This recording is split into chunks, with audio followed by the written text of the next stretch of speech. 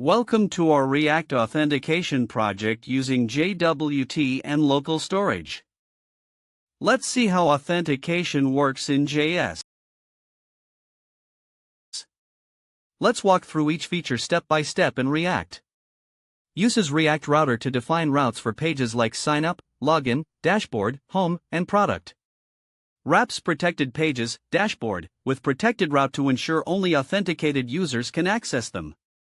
On the sign-up page, users enter their email, name, and password. These credentials are securely stored in localStorage. This ensures that user data is saved for future logins. On the login page, credentials are checked against localStorage.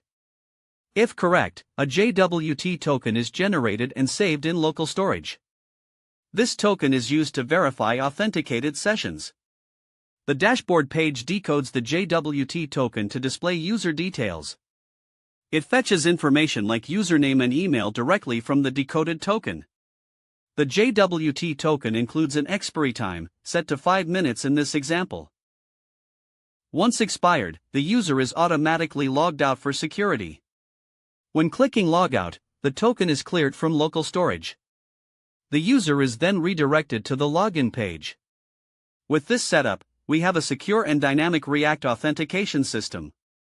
Renders the app component into the DOM using React DOM.createRoute. Wraps the app with auth context to provide authentication state globally. It includes sign-up, login, JWT handling, token expiry, and logout, all managed with localStorage in context. Thanks for watching.